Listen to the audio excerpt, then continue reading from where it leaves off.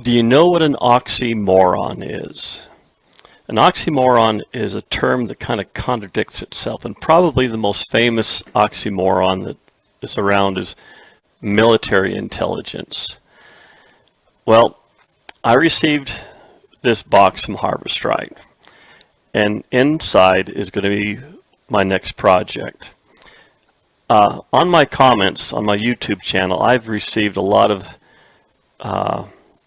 comments and issues coming from Harvest Right's oil-free vacuum pump.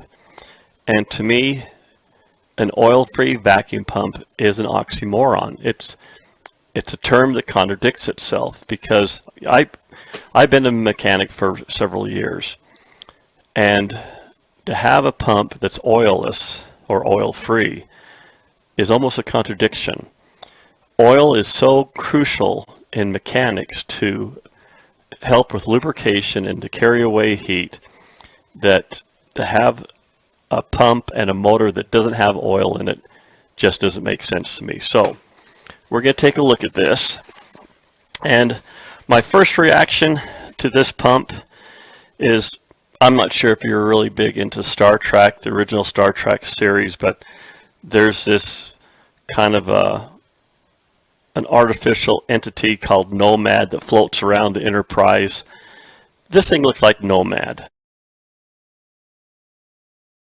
I mean, it's quite similar, but I contacted Harvest Right and asked them if they could send me a defective oilless pump, and if they would send me a rebuild kit, because I wanted to see how hard it would be for me to take this pump apart and rebuild it, and then after it's rebuilt, I'm going to send it back to Harvest Right. But I'm trying to get an understanding of the frustration that many of you are going through with oilless pumps. And as I'm looking at this parts package right here, I can see that these bearings are sealed, and they probably have a certain amount of lubrication in there, but after hours and hours of wear and tear, that lubrication is going to get used and is eventually going to fail, and probably cause the bearings to fail too. So I'm going to go on this odyssey of taking this pump apart, and you know, this is like getting a puzzle without the box. I have no instructions on it, and I probably could find the instructions, but I'm going to treat this as if I'm one of many of you out there that face a problem with the oil-free pump, and we're going to see what we can do together to try to resurrect it and to make it work again. Right now I have a premium pump from Harvest Right with my freeze dryer, and I love it. It's a great pump and I'm happy with it, but these oilless ones have all sorts of issues, and we're going to be covering those in this video. So with that said, here we go. So the first thing we're going to do some base testing on this oilless pump from Harvest Right. So we're at 760,000 microns, so that's basically a 0. So we're going to go ahead and turn this on.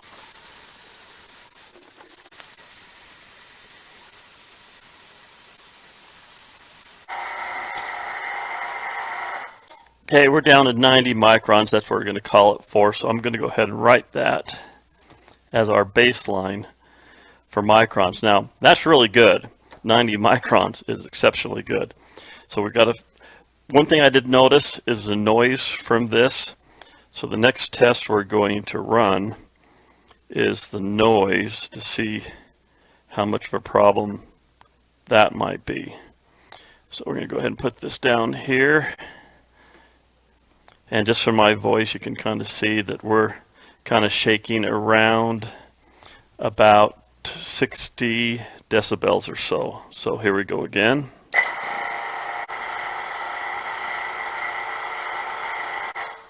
Okay, so we're around about 72, 73 decibels. And the last test we're going to do is going to be vibration. So first of all, we're going to put this straight on the table see what the vibration is going to be that transfers through, and then we'll put it on the pump itself.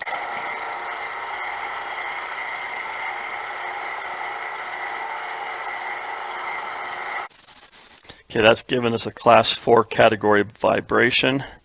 So now we're going to go ahead and put this on the machine itself. So I have this sitting on my micron gauge, so we're going to measure the vibration coming from the machine over to the meter itself.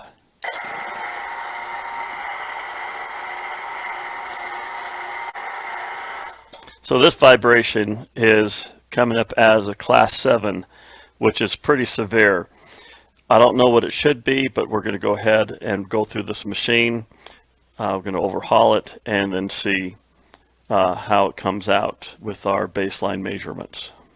This pump primarily has two pieces to it. We have the vacuum pump down here on the bottom, and we have the motor up on top. And I know at this point there's nothing wrong with the motor, so we're just going to concentrate on the vacuum pump. The first thing we want to do before we start this tear out is we want to make some reference marks. So I'm going to use this side right here, so I'm going to put like a little Sharpie here. I'm going to put a reference mark between these two halves, on these two halves, and on these two halves right here. So we know exactly how everything was oriented when it comes time to reassemble this. Now, to remove the motor from the pump assembly, there are 4 of these large Allen set screws. But these are extremely difficult to get to because there's not a lot of clearance. So we're going to drop down to these Allen screws down here. There's 6 of them, and they're 5 millimeter. So we're going to go ahead and take these out, and then we're going to separate the lower half from the upper half. There's 2 thoughts on what to do with the fasteners and the hardware. One would be to put it in the magnetic bowl, which is a pretty good idea unless these happen to be stainless steel. But there's another option, and I kind of like this option a little bit better, is to get an egg carton with all the different compartments, and you can just go ahead and put each category or each location of fasteners in the different compartments of the egg carton, which this is a good idea as long as you don't kick it over. So we're going to go with the egg carton method. With all the fasteners removed, this will easily lift off and separate. And if you take a look underneath here, you can see where there's a coupling right here that has 3 grooves that correspond to the coupling on top of the vacuum pump. We're just going to put the motor assembly aside and concentrate on the vacuum pump. Once the motor is removed, you'll see the pump side of the coupler with these 3 tangs right here. Now, there's an aluminum fan, and as soon as you see that this is aluminum, this should send off a few warning bells. You do not want to use a 3-arm puller to pull this up. Aluminum is very soft, and I'm afraid if you use a puller, you're going to bend the fan, and that's going to be a problem. This set screw right here is a 5/32. So we're going to go ahead and take this off.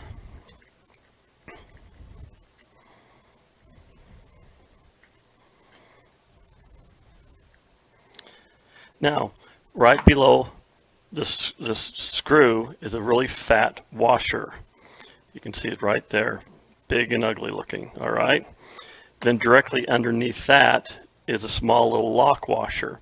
Now, I was surprised that the lock washer was underneath this large washer right here, because usually the lock washer, you'd think, would go through the screw, something like that. So I don't know if anyone has played around with this before I got to it, but you'd think that's where this would go, but I've actually found it underneath this one. So if I can get a breakdown, I'll try to verify the true location of this lock washer. But anyway, underneath all that, there's 2 washers. One is a very thin washer and one's a thick washer. So the thin washer goes on top, the thick washer goes on the bottom. They're basically going to be spacers. Now, like I said, we're not going to use a 2-jaw or a 3-jaw puller to pull this up. If you have a big screwdriver or a tire iron. Now, I'm using what I like to think are common tools around my garage. I have all sorts of fancy tools and presses that make this go a lot easier. But I'm trying to think what individuals out there in freeze dryer land are going to have. So I'm going to use a big screwdriver. This time I'm going to use my screwdriver tire iron. And what I'm going to do, I'm going to insert this between two of the fan blades down underneath here, all the way to the shaft right here. And I'm just going to give this a couple of tugs, a couple of pushes, and that will raise this right up, okay? So there it is. This is a cast iron fan, and like I said, if we manhandle this, we can end up bending it. Okay, the next step, we're going to go ahead and remove the little keyway right here so it doesn't get lost. Another reference mark we're going to do, now this is the top of the pump. We're going to put an X on the back of the shaft, and we're going to put an X on that end so we know which shaft end is up. The upper shaft is smaller than the lower shaft. The lower shaft diameter is larger. I'm going to put this aside, and we're going to get like just two pieces of wood. I got two 2x4s. We're going to make just a little bit of a gap in between there so that the shaft can fit between the 2x4 so it doesn't mar my table here. We're going to go ahead and turn it over like that. There are 3 legs. These can be kind of tight. Sometimes they'll just come off easy like this. You might have to use a vice grip, something like that, or if they get really, really nasty and really difficult, you might have to use a smooth jaw pipe wrench. But in my case, I was lucky and these came off fairly smooth. And then there's 3 bolts right here. Those are also 5/32. We're going to remove these 3 bolts and then take off the fan cover. The legs are removed. So the fan cover is removed, and it's exposing another aluminum fan underneath. So we have our cap screw. Now in this case, they have the lock washer underneath that. So when we reassemble the upper one, we're going to put the lock washer underneath the cap screw, because I think that's how it should have gone in the first place. So someone must have done something with this one in the past. So we have our really thick washer once more, and we have a really thin washer right there, and then we have this thick washer, thin washers on top. And we'll see, and this one looks like this is kind of loose. This looks like this might just come up without any difficulty. So we have this one. And what we're going to do, we're going to mark on this bottom fan.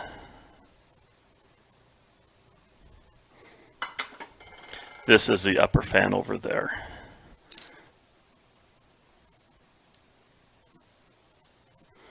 And once again, we have a keyway right here that we need to hang on to. Okay, so now we can crack open this center area. We got 6 bolts along the outsides that we're going to take off next. I have the 6 screws removed. We're ready to now separate the 2 halves. Now you're going to need 2 screwdrivers, 2 pry bars, or a combination of both.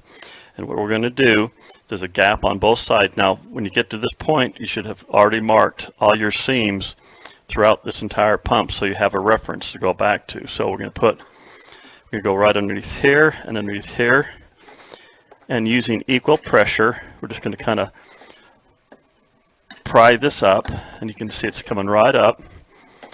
And then we're going to go ahead and just a little bit more on both sides.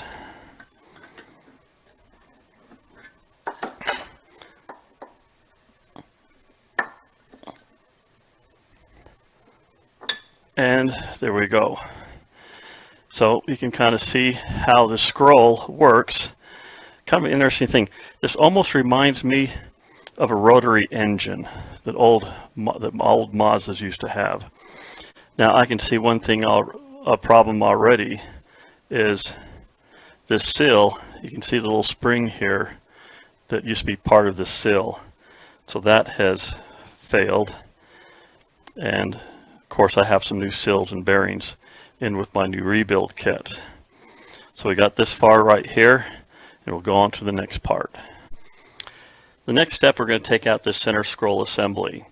And it's basically on 3 different pivot points. So I went ahead and marked a 1 here and a corresponding 1 here, a 2 here, corresponding 2 here, 3 here, corresponding 3 here. So we have everything referenced. Now there's some little C-clips down here.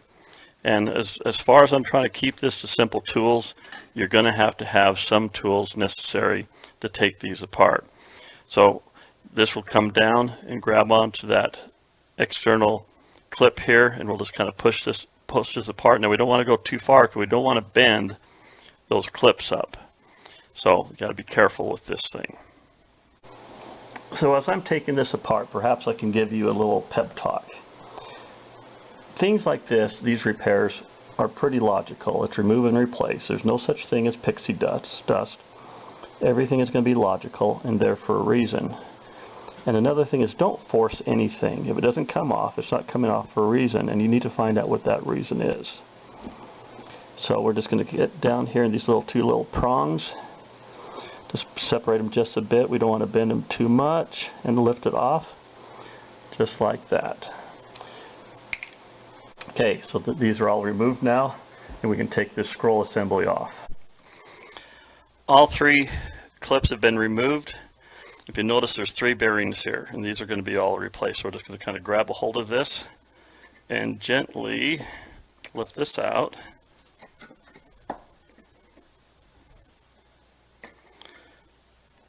We want to kind of come out there we go, all at once. Okay, so this is your upper scroll assembly, and you have your lower scroll assembly. And just remember, where we have our numbers, that is upper. Okay, so we have a set of seals here, a set of seals here, and we've got bearings here. We've got 3 bearings here that we're going to go through and replace all this good stuff. So this is the lower half right here.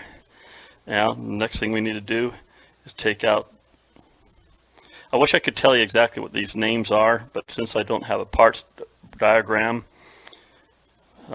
can't tell you what they are. So we're going to take out these thingamajiggers. The next step is to take out these 6 screws. The lip of these screws just barely holds down these concentric bearings, and so we need to take 6 of them out. This is going to be a pretty large screwdriver. This is the number 2, and so it barely even fits my number 2. So we're going to take these out, and we're going to go all the way around.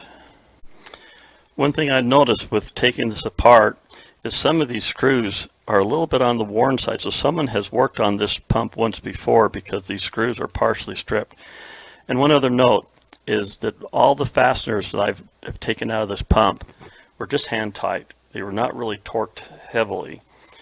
So that's interesting. Okay, to take out these eccentric little bearing shafts right here, we want to be careful not to pull on anything that has a nice smooth machine fitting. We could come in here and probably yank this out like a tooth, but it's not like marring any of the polished surfaces.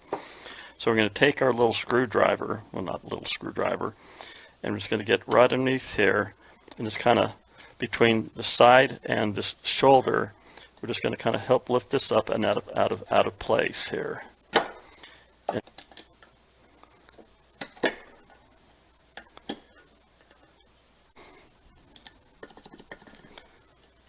Okay, got that one out. It kind of made a little popping sound when it came out, like pop goes the weasel. So I'm just going to kind of get this little, and just kind of give this a little bit of a shake and wiggle this up. They're not supposed to be loose because they're bearings,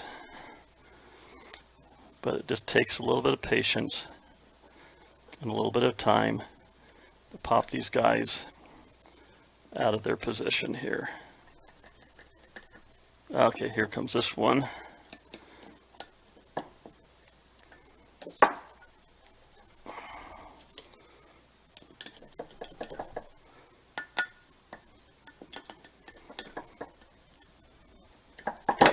Okay, that one's out.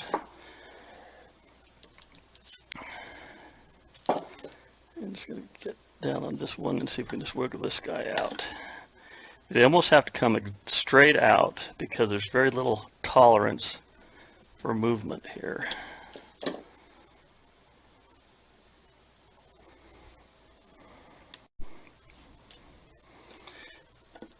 You know, I suppose you probably could latch onto this with a vice grip because these are going to be replaced parts either. So if you mar them up, it's not a big problem. So if you really had to, you could just put this on a vice grip, yank the sucker out, and you'd be done with it.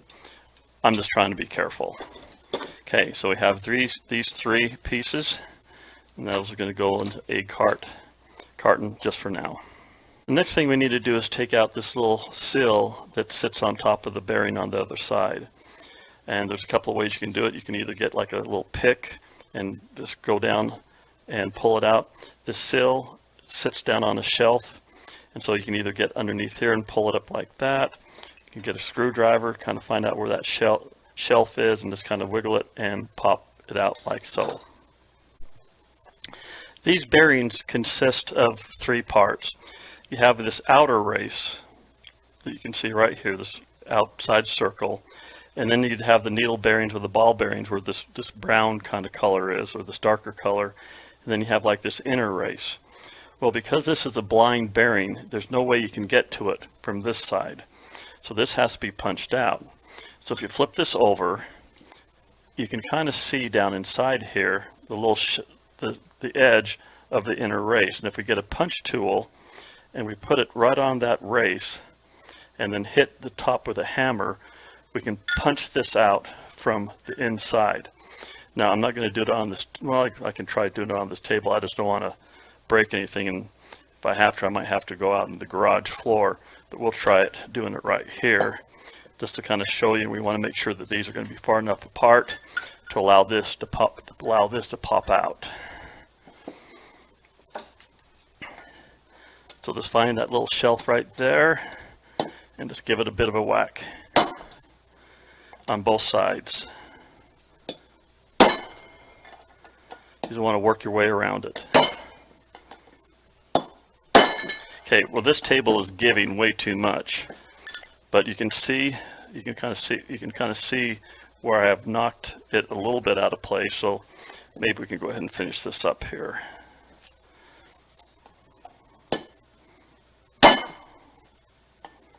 Hope no one's sleeping downstairs. That may have been it. Okay, so the bearing is gone, and this is the bearing.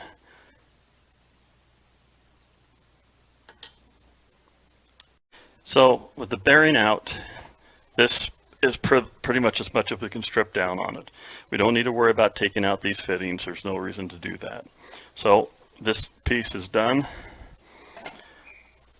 Now we got to do the upper scroll, and it's going to be pretty much the same thing. We got to push the shaft through and pull out the sill, and punch out the bearing. So we'll see if this will just go in gently. Now I got a rubber hammer. We do not want to use a metal hammer to take the shaft out. We just want to give it some taps to get it all the way out, and then we can pull it through on the other side. And if it doesn't pull all the way through, you can get your punch and just put it there on the back of the shaft. Give it some taps, and out it goes. Now here's something that concerns me. This is the shaft that goes through the pump. There are some major wear areas right here, and if I can feel along here, I can feel the areas where the bearings were, and there's some very light grooves in here, and there's quite a bit of discoloration on where the bearings were meeting. And one of my concerns too is right here. There's a little bit of blue here. When steel gets really hot, it can kind of go to this blue metallic color, and there's some here and there's also some here. So something in this area got really, really warm. And I don't know if there's replacement parts for this shaft, but these wear marks are a concern to me because something, either this pump has been through a lot of hours. I mean, see right here, I can really feel these grooves right here. Over here, they're not. So this is almost offsides by a bit. If I was really going, if this was my pump, I definitely would replace this shaft because this shaft has shown quite a bit of wear. And this kind of goes back to the whole idea about lubrication. If this was lubricated with a vacuum pump oil, you probably would not have these wear marks like they are right here. And so when you have a pump that is dry and is oil free, so to speak, that could be detrimental to the life of the pump. And also you can see right here that this shaft is thick. This is the bottom, and this shaft over here is thin. You can see where there's a little step down right here. So this is the top, this is the bottom, and you can see where we marked the X for the top. The same thing applies here. We got this sill to take out. So we're going to take our screwdriver. Let's see if we can get underneath here and pop this little guy out. Just like that. Okay. And then we're going to get our punch and come in here at an angle and do the same thing we did and punch that bearing out. Okay, so we're back and the bearing is out. So we have pretty much removed everything we have. Now one other thing we notice around here is our big O-ring gasket. So we can just take that out with our fingers, just like so. And we have a replacement to go with it. So this is our replacement kit. We have all of our sills, our bearings, our concentric bearings, and we have our replacement O-rings. Now, there's a little teeny O-ring right here, but I haven't figured out where that one goes yet, but we'll find it. It's always simpler to take something apart than to put something back together again. Putting these bearings is a little bit more complicated than just slam them in there. As I said before, we have this outer race right here and an inner race right here, and then ball bearings or needle bearings are going to be under this brown plastic piece. And I mentioned plastic piece. You can't thump on this. So I went through my sockets and I happened to find this particular socket, which is 1 1/16 socket, and it's about this exact same diameter of the outside of the bearing. So as we push this bearing back into position, this socket, this edge right here, is going to be pushing on the outer race right here. Now, if I picked a socket like this and tried to push it in where it would be sitting on the brown section, well, that's just going to damage the bearing. So you need to find a socket or something round that will be the same outside diameter as this bearing so that we don't stress the inner race or the ball bearing, but we're just going to push against the outer race until this goes all the way home. And I can't do this on the table, so we'll have to go out to the garage to do this. So we're going to get our replacement pack here, and we're going to cut out one of these bearings here.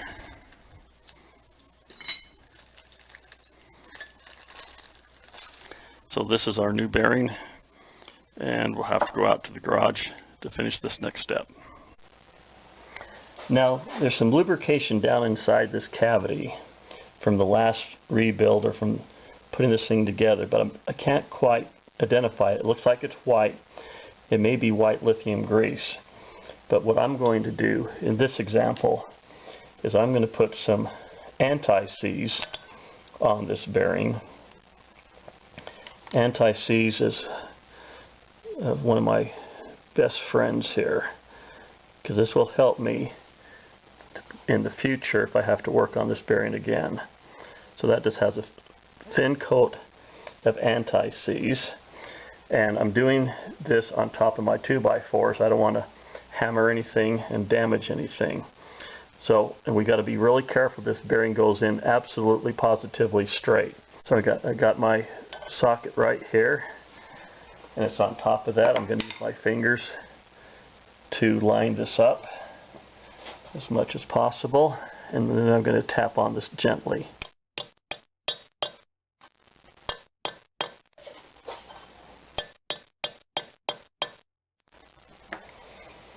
Give this a little bit of a turn.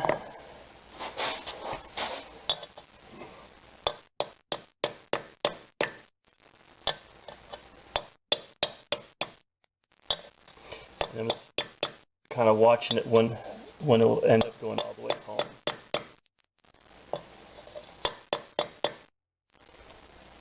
And that's pretty much smooth all the way around. Just one more little bit of tap. And that is flush all the way around. And we'll take a look inside here. And that looks good inside there too.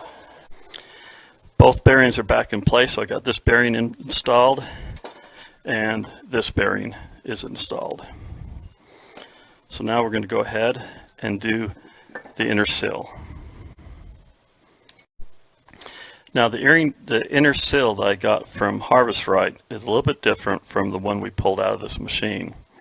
So this one has a small spring going around the inner groove to retain the inside diameter, and this one is just looked like a piece of neoprene here.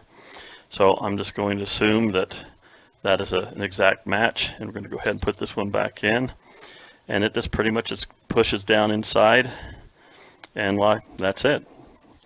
Pretty simple. And we're going to go ahead and do this other side here also.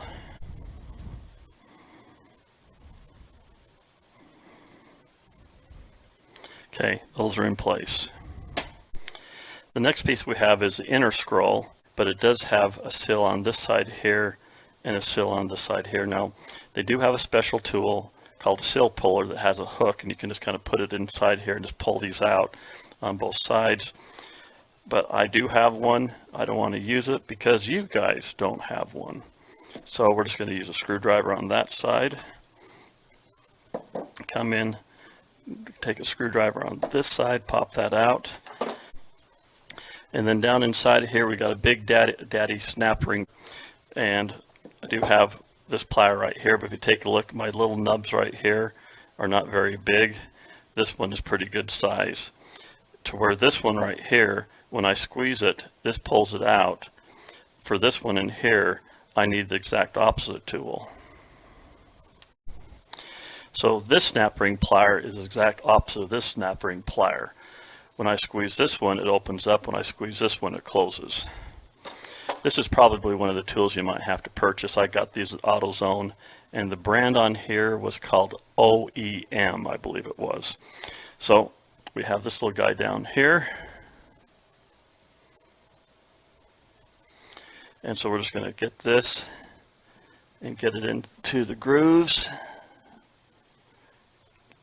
And you got to be careful with these, because if you get them out and then they pop out, these things can go flying across your garage and you may never find them again. So we're just going to kind of keep our hands over this to keep this from going airborne once we have it out.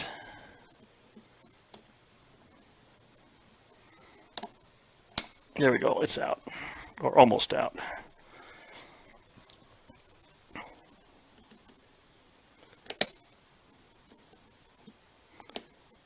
There we go. So that's what this guy is right here. Because behind that we have some more bearings, and we have the same thing over on this side also.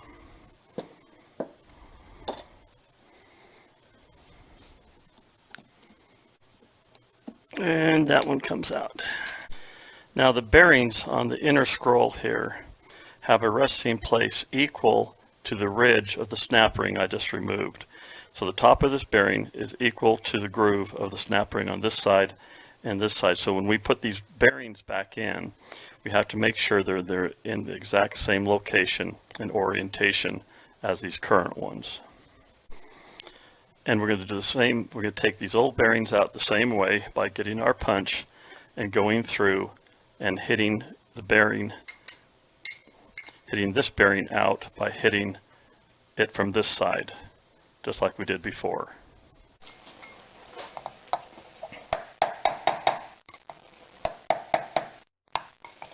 And we're going to work a little bit around. I'm not going to hit the same place twice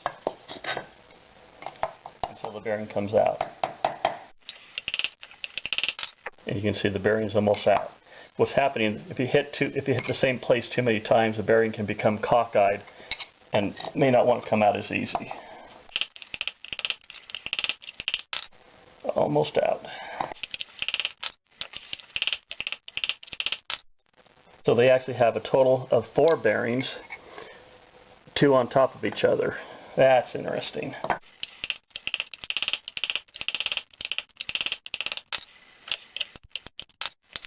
So as you can see, there's actually 2 bearings. There's a total of 4 bearings on the inner scroll. They're sitting on top of each other just like that. So we got these 2 out on this side. Nope, on this side. So we're going to go ahead and take these other side out. Now, to take these other ones out could be a little bit easier. Rather than using a punch, if I got a socket that were about the same diameter, so a little bit smaller than the bearing, I can use a socket and an extension to punch the bearings out.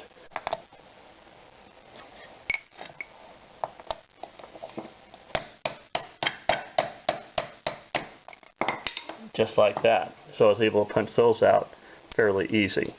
So 4 bearings went inside the inner scroll.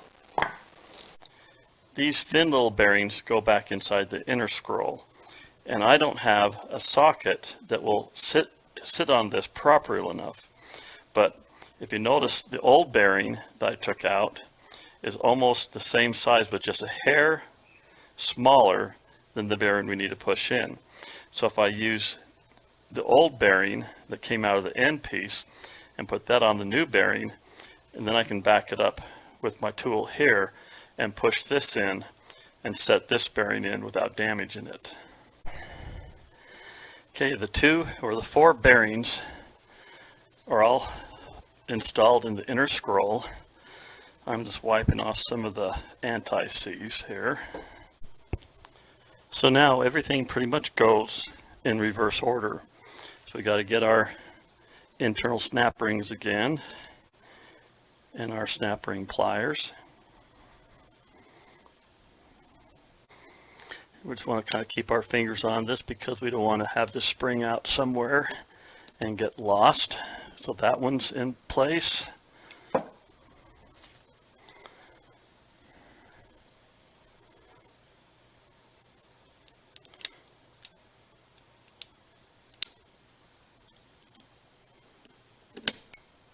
And that one's in place.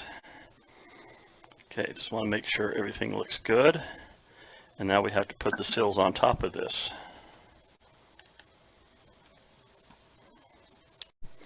There are 2 sides to a sill. The inner side where you can kind of see the spring in between there, and then the outer side. So this is the outer side. This is the side we want to go down. Now I went out and got one of my big sockets I had, which is a little bit larger than the diameter of the sill. So we're just going to put the sill over the place. You could probably push this in almost by itself, but we're going to kind of get that in kind of nice and tight. Put our socket on there, just like so. And then we're going to go ahead and do the other side. Put that in, square it up. Like I said, this can almost go in. In fact, this one is going in without having to do any tapping.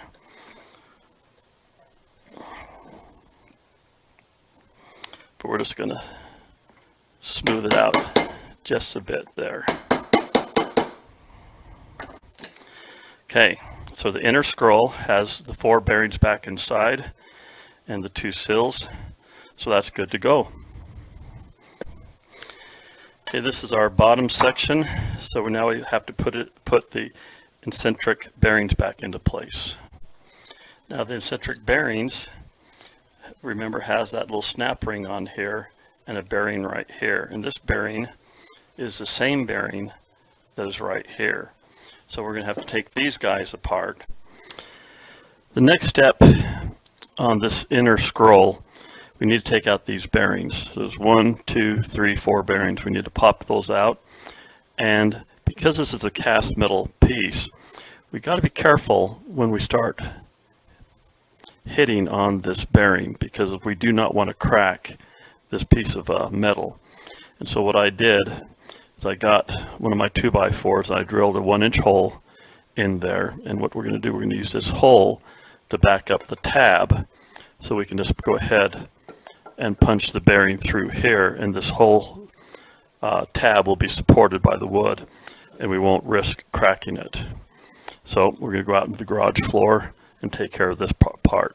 Back on the garage floor, and I have this inner scroll supported back here on the back side and centered over my hole, and I have a 7/16 inch deep socket. So I'm just going to put that right there, and we'll just give it a tap and see what happens here.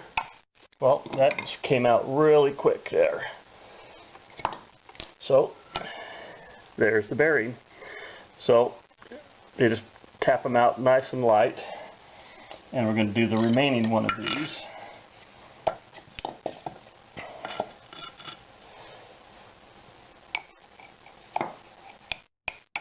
That one's out.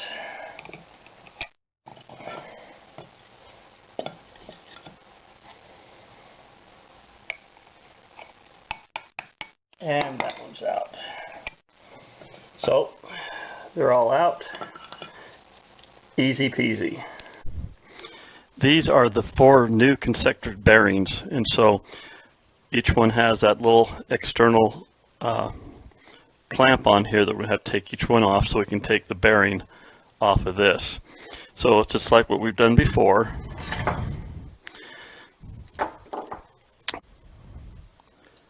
Well, I'm going to do this off camera. It's going to be a lot easier than trying to do it, but we're going to take this off on all 3 of them, and we'll be done with that part. So here's what we have. So we had the clip that we had to remove, and this bearing just went onto that shaft. So we just have to do this 2 more times, and they'll all be ready to press in. Okay, so these are the 3 bearings we need to press into these holes. And it's pretty simple. These almost go in by themselves, so we're just going to put this in and just kind of give it a bit of a push. Now, the only problem is these have to be about halfway down this hole, and it's going to be hard to try to figure that out, but we're going to get some help from the Roosevelt cousins, Theodore and Franklin. So I got 2 dimes right here, and if we push this down and then put 1 dime on top and push it down a little bit more, and then put the other dime on top of that and push it down so you can barely feel the ridge of the second dime, that will center that bearing just about where it needs to be. Now, you don't need to wail on the dimes or anything, because that's a felony for disfiguring U.S. currency. So if we take these dimes out, now we have that bearing about halfway down where it needs to be. So we're going to go ahead and do this side. Kind of push that bearing in there. Put 1 dime on top. Push it in. Push the other bearing on. And that pretty much puts it where it needs to be. And we're going to do the last one here. So that bearing goes in. Put 1 Roosevelt on top, and then the second Roosevelt, and all the bearings are now in the inner scroll. We have the bottom of our pump right here, and then we have the inner scroll, and we have the numbers. There's number 1 and number 1, and there's number 3 and number 3 and number 2 and number 2.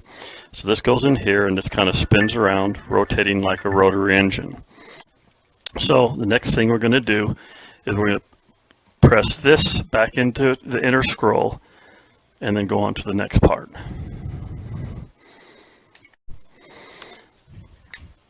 So we're going to take this shaft and we're just going to slowly push it through. Just kind of wiggle it in and out. And it's almost there. I'm going to take our mallet, not a hammer, and slowly pass it through here, because these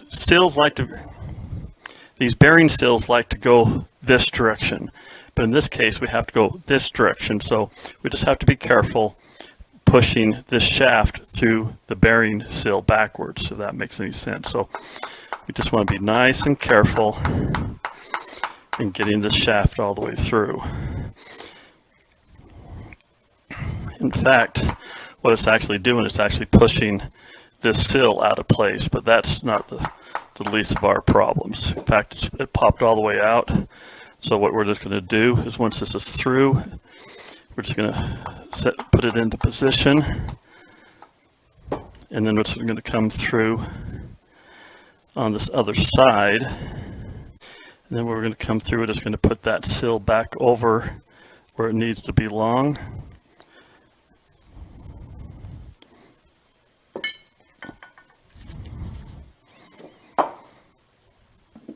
And we're just going to work this sill back into its position here. I'm just going to work the way nice and gently with my thumb and push the sill back into place here.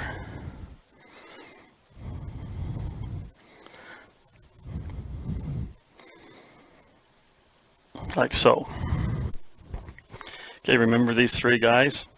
So these go inside each of these little holes here. They're nice and tight. They just kind of pop right back into place.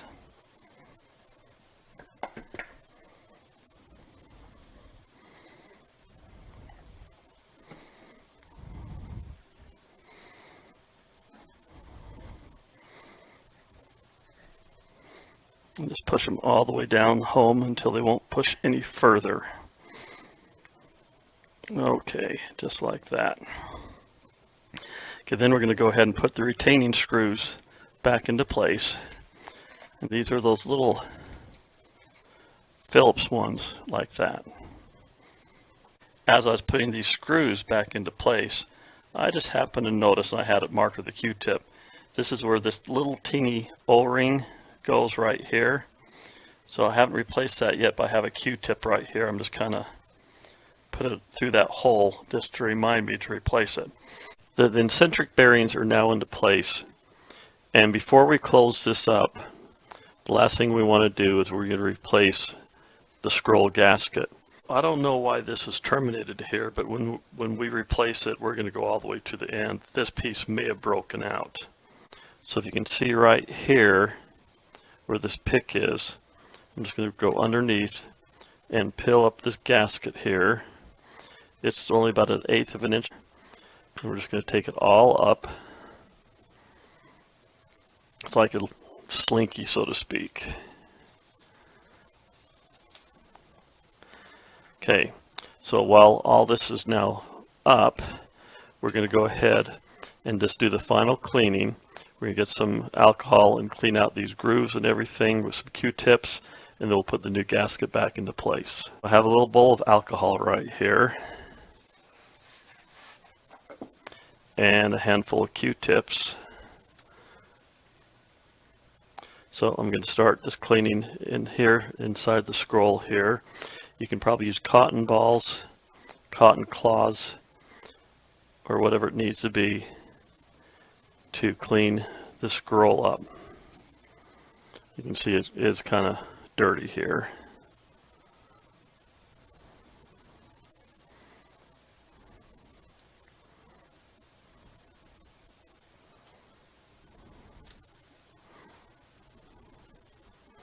And we also want to clean the slot where the scroll gasket actually goes.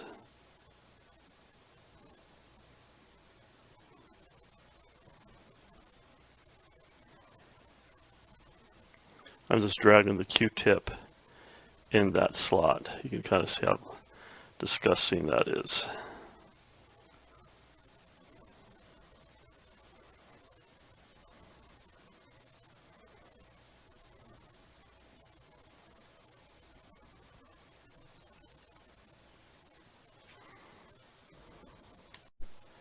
Okay, got a little roll up piece of paper towel. Gonna dip it in the alcohol.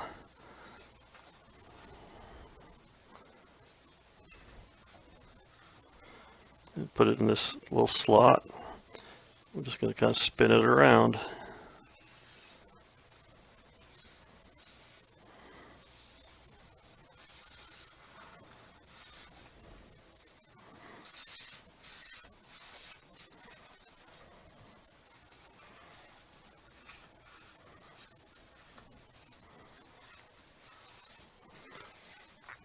And we're going to let that air dry, and we'll come back and put the gasket in place. This is the scroll gasket material. It kind of comes in on the cardboard backing.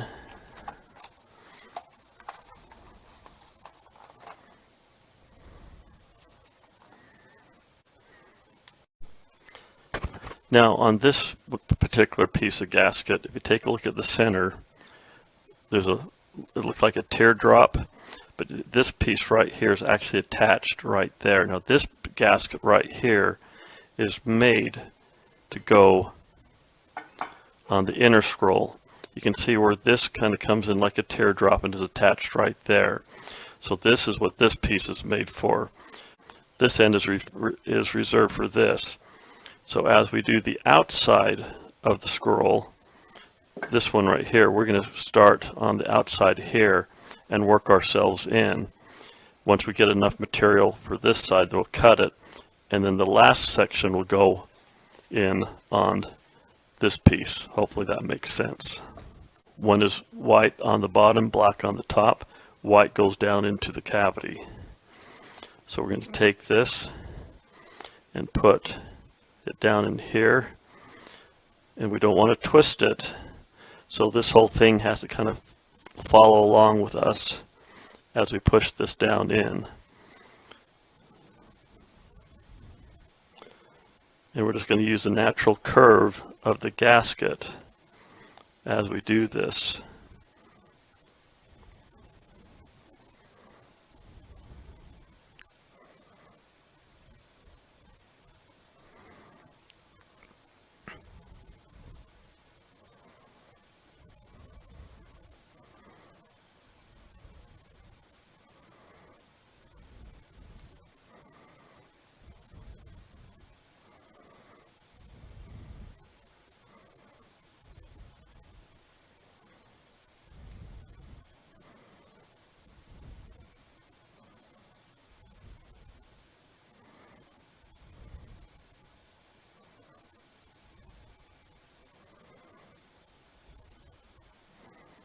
And we're just getting here towards the end.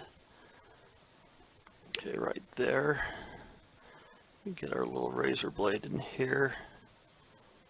Find out where that ends and try to get a nice straight cut. Right there. And just push that right into the channel there. And then we're going to get the back end of our screwdriver. Just kind of push everything down.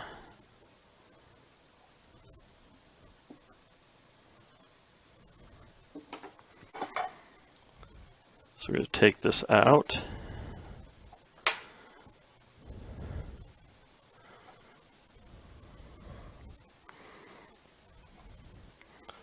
So here's that kind of the center teardrop piece right there. So we're going to go ahead and clean this up, and we'll put the new material. Okay, so this is all nice and clean. So we're going to take the center section of this material, and we have the intersection right there. So we're going to put that intersection right on top, push it into place, work that all the way around like that. And then like we did before, just going to push it in as we go around and around and around. Just be careful not to kink it or to twist this.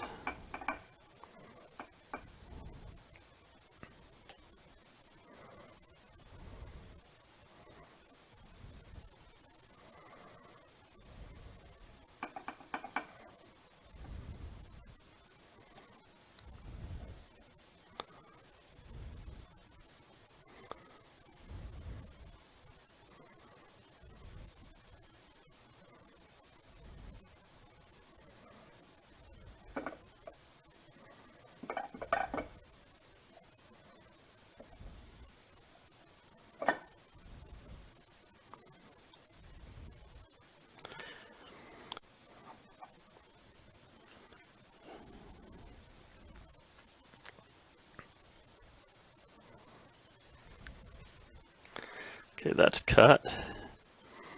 And that's just down in place.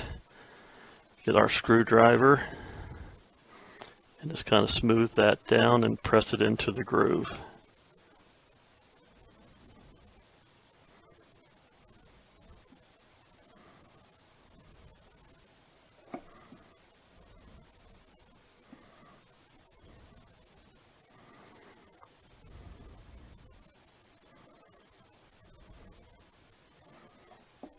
Okay, so we have half of this done.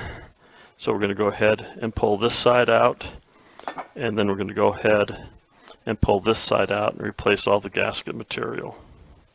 And now we need to put the inner scroll back into place. And here's number one, number two, number 3, number 3. So the only interesting thing about this is they have to be put in all at the same time and have everything lined up. And that's going to be a little bit more interesting to get all these to line up.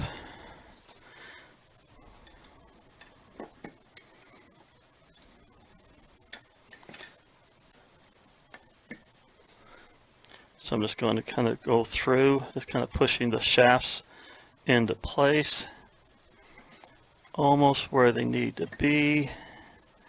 That's in place, that's in place, that's actually down, that's down, that's down, that's down.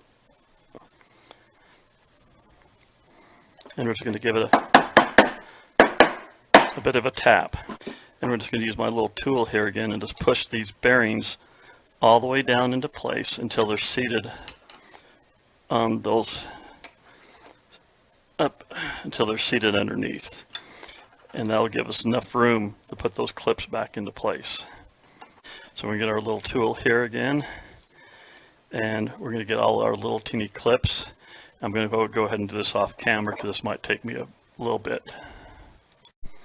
Okay, these clips are back into place, but I'm not real impressed at the quality of the clips. It's not a real high quality spring still, and so what I had to do, I had to actually put them in, using the tools to spread them apart. But once they're in place, I had to use this other tool and kind of pinch them back in because they weren't holding very well. So if I was going to do this again, I'd probably replace these snap rings with a better quality of snap ring that wasn't so malleable and something that had more spring to it.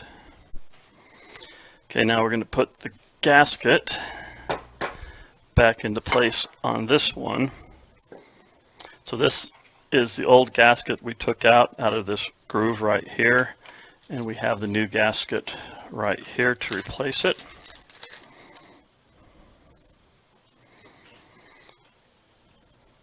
So we're just going to pull that all the way around.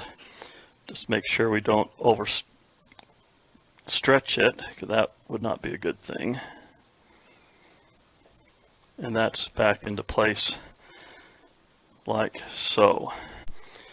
And also in this bag is this itty bitty teeny weeny O-ring. So I'm going to take out my Q-tip, and that goes in right there. I'm just going to put my Q-tip back in just so it doesn't move. And I'm just going to give a second look at all this to make sure everything has been replaced. And we're ready to put the cover back on. And I think we are good to go. So if we take a look at this piece right here. So here's my mark right here to align the bottom with. And here's my mark right there. So that's going to be here at 3 o'clock. And this piece is at 3 o'clock, so I'm going to take out my Q-tip, and my ring just fell out of place.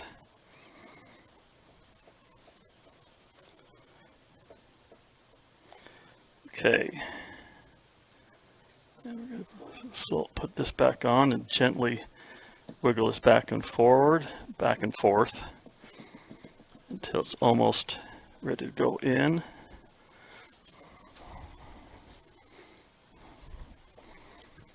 Everything is lined up. And it's put back together. We're going to check our marks, and our marks are still lined up. Okay, so that's back into position. So the next thing we need to do is put in our 6 bolts back in here. We're going to go ahead and do that next. Now as we tighten these, we want to go into a star shape. So like we want to tighten this one, and then we're going to tighten this one, then we're going to tighten this one, then this one, this one. We don't want to tighten in a circle. We want to kind of go back and forth to make sure that this is on equally with the same amount of pressure. Now when I took this apart, everything was pretty much hand tight. I do not have any torque specifications, and I have a feeling there aren't any. So we'll just tighten this to about the same amount as we found it. Okay, these are all tight. Okay, all the lower bolts are put into place. So we now have the bottom fan to put back on. So we got to get our keyway, put the keyway back in, line up the keyway with the slot in the fan.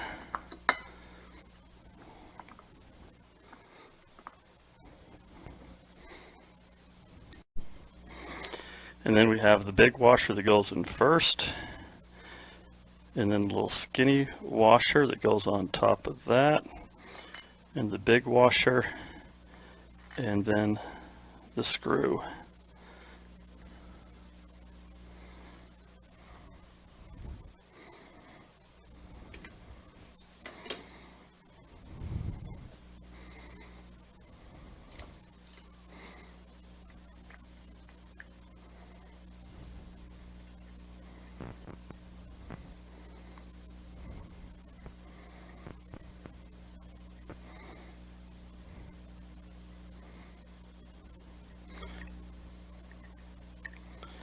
We're going to snug that up. Then we have the cover.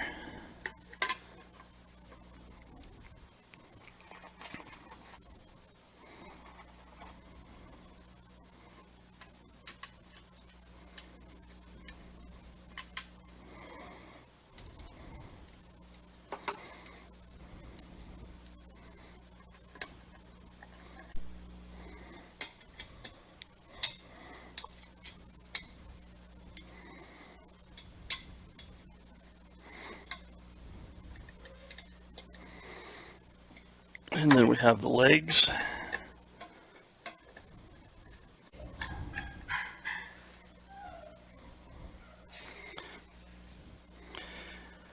And now we can flip it over and remove the 2x4s.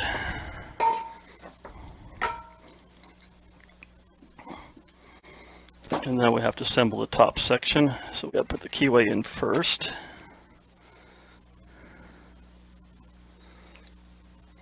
And then the fan.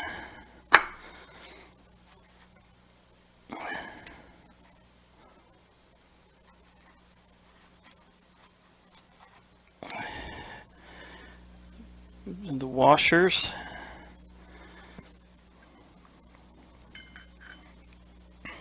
And the little lock washer that's on the bottom.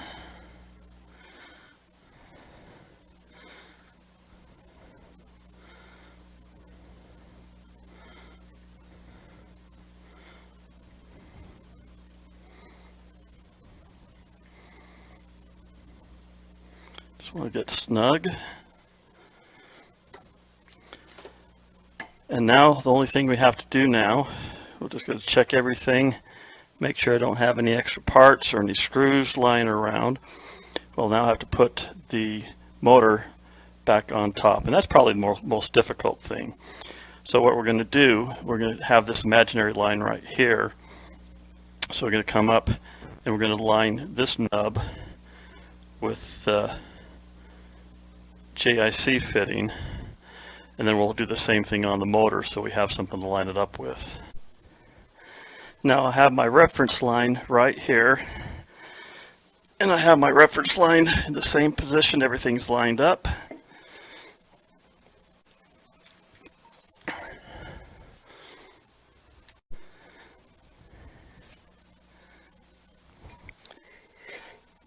And that's lined up now. So the last thing we need to do is put our 6 screws in around the side.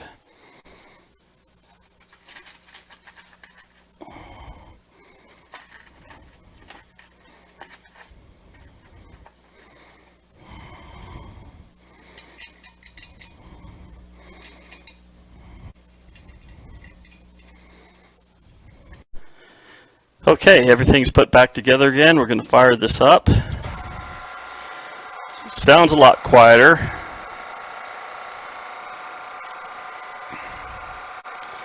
We'll see how quick we can get down to vacuum.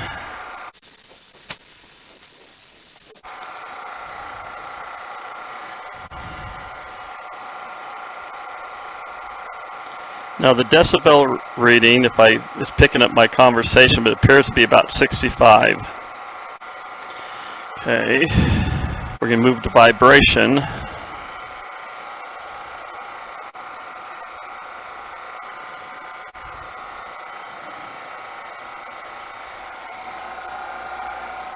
Vibration is a class 3.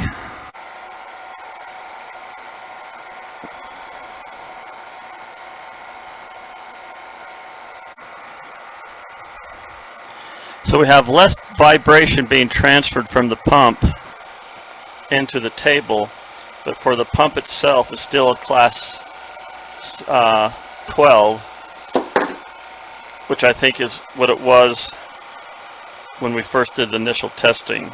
But there is less vibration being transferred.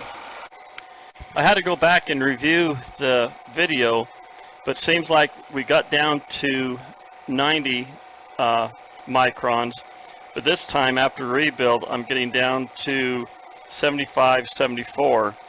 So we have less vibration going into the table, and we have an increase of microns.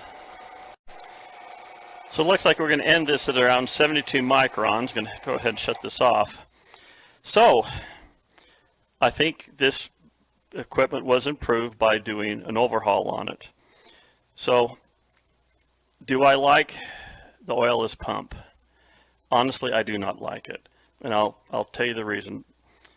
Lubrication is such an important factor to remove friction, and yes, the bearings in this pump do have some grease in it, but this pump gives off a lot of heat, and over time that grease is going to degrade, and once it degrades, the bearings are going to start getting hot, and eventually they're going to fail.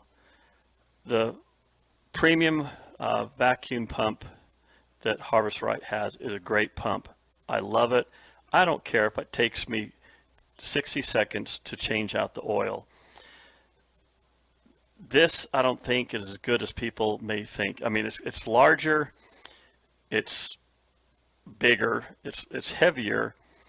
Yes, it's oilless, and so you don't have to mess with the oil, but I think having an oil vacuum pump is a benefit versus this oilless.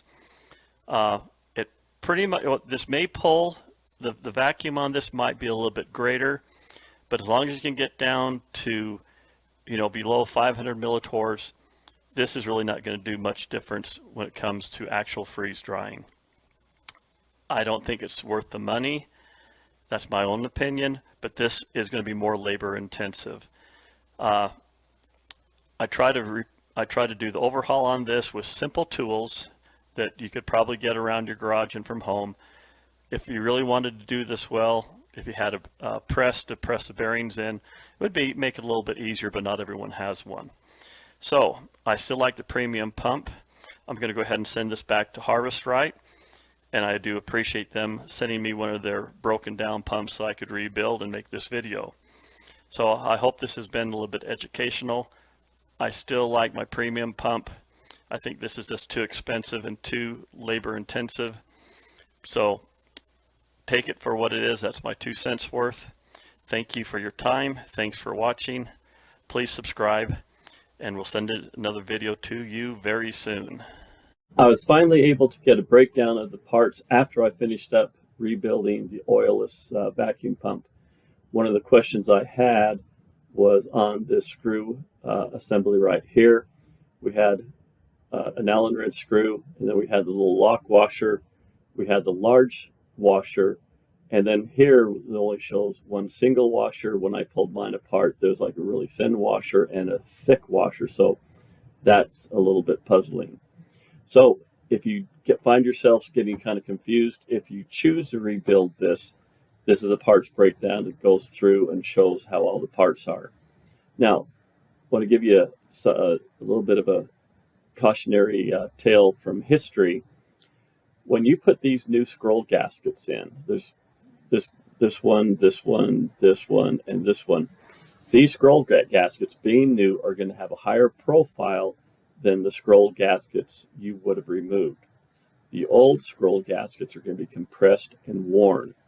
So there's a good chance when you put your pump together, if these gaskets are not seated in the groove properly, they're going to be a higher profile than what you removed. And so when you assemble your pump back together again and you try to turn it on, it may either not turn because the scroll is seized up, or it's going to turn very slowly. If that happens to you, then you're going to have to disassemble your pump and get a flat surface, something extremely flat that can cover the entire scroll assembly here. Put it on there and tap it down with a hammer or something to maybe reduce the high profile of the new scroll gasket. Because if the profile's too high, then they're just going to rub. So that's one of the issues that could be a problem if you rebuild your oilless vacuum pump. But like I said in the past, I am very happy with the premium oil pump. It's well lubricated, it's well cooled, it's a small profile, and I think the premium vacuum pump does a much better job than the oilless. So that's something to consider. If you think about getting the oilless pump, you do have a lot of maintenance ahead of you, and if any of the parts get damaged, you may have a difficult time replacing them. So that's my 2 cents and my recommendations. Thank you for your time, and we'll see you again soon.